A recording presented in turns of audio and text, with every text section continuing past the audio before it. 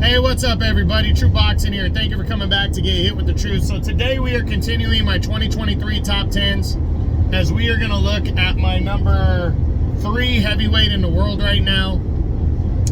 The former 2-time unified heavyweight champion of the world, Anthony Joshua. Now before we get into that, if you could smash the like button, leave a comment, or subscribe to the channel, I really do appreciate any and all support that I can get as I continue to build my channel here.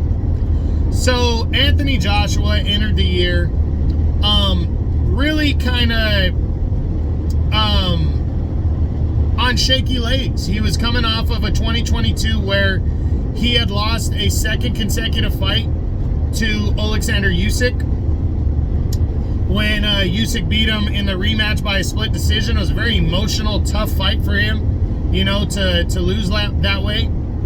And he was coming in really with a chip on his shoulder heading into 2023, but a lot of people weren't sure how good he was going to do. Now, he moves up one spot from number 4 coming into the year, but still, again, a lot of people were thinking that he was done.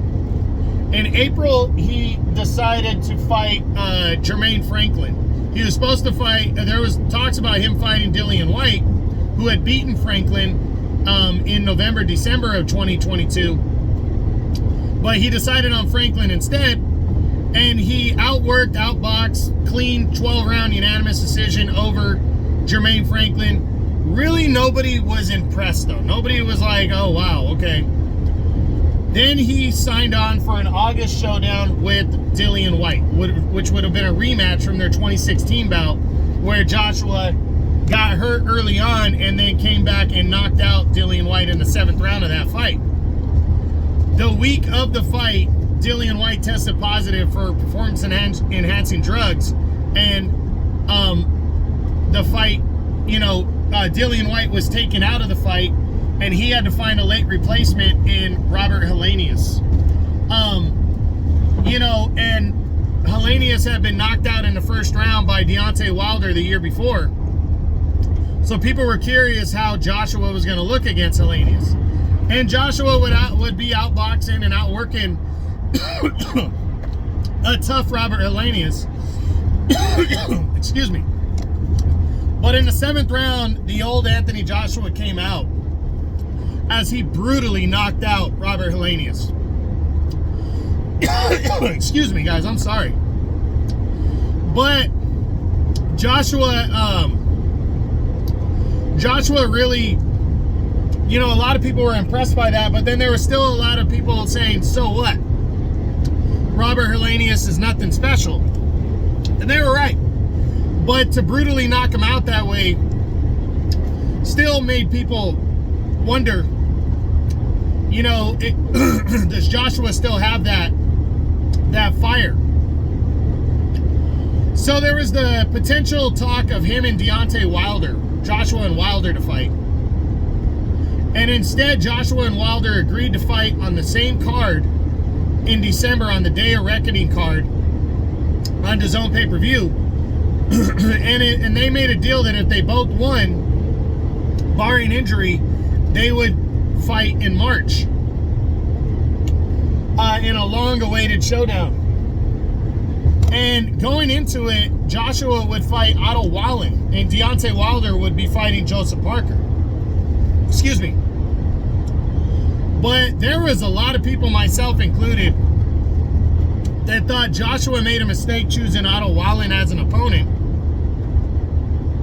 and that Wallin stood a very good chance of pulling off the upset and ruining this fight.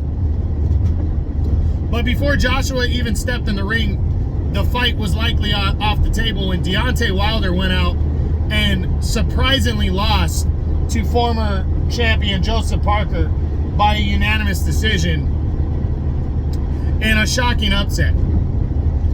And that was in the co-feature. And in the main event, Joshua would fight Wallin, and Joshua would look better than he's looked in a long time as he absolutely broke down, outclassed Otto Wallin, and knocked him out in the 5th round of that fight as he stayed, as he improved to 3-0 since his back-to-back losses to Usyk. And again, that's probably the best he's looked since before the loss to Andy Ruiz back in 2019. He looked mean, he looked aggressive, but it was a methodical breakdown of boxing, punching. He looked good. And it was a great ending to a year for Anthony Joshua. So Joshua already wants a quick turnaround entering 2024. And he is signed on already to fight former UFC heavyweight champion Francis Ngannou, who knocked down Tyson Fury in a non-title fight back in October and lost a razor-thin split decision over 10 rounds. Joshua and Ngannou, who's now ranked in the WBC's top 10, are going to collide on March 9th. The same night that Joshua and Wilder was supposed to take place. But now, as I said, it's going to be Joshua and Ngannou. And I personally feel Anthony Joshua is going to outbox, outclass Francis Ngannou, and not overlook him the way I believe Fury was overlooking him. And I think Anthony Joshua has a very good chance to score an impressive victory over Ngannou and really kind of stake his claim as the guy. And if Tyson Fury later this year, well, one, if he beats Alexander Usyk and then beats him again in a rematch, I really think Joshua and Fury are staring at a potential early 2025 showdown against each other for the heavyweight title. But like I said, Joshua's got to get through 2024, and if he beats Ngannou, who would be next?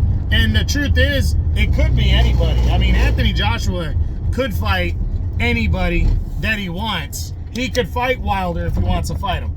I think there's potential that he fights Filip Hrgović for the IBF title. I even think he might be able to arrange for the WBO to declare Zhilei Zhang the new champion, because he's the interim champ if Zhang beats Joseph Parker, and then Joshua fights Zhilei Zhang later in the year to try to to make up his year. So I think the sky's the limit for Anthony Joshua. He looks focused, he looks ready, he looks very hungry, and I think he's good to go. And I'm really looking forward to seeing his fight with Ngannou, and I'm looking forward to just seeing what he does in 2024 to position himself for that potential showdown with Tyson Fury later in the year. So Joshua, 34 years old now.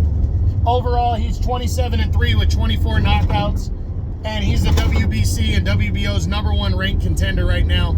So we're gonna see what Anthony Joshua pulls off in 2024. So that's it. That's what I got. Hope you enjoyed the video on my number 3 heavyweight in the world right now, the former 2-time unified heavyweight champion, Anthony Joshua of the United Kingdom. Again, hope you enjoyed the video. If you did, smash the like button, leave a comment, or subscribe to the channel. I appreciate any and all support. This is True Boxing. You've been hit with the truth.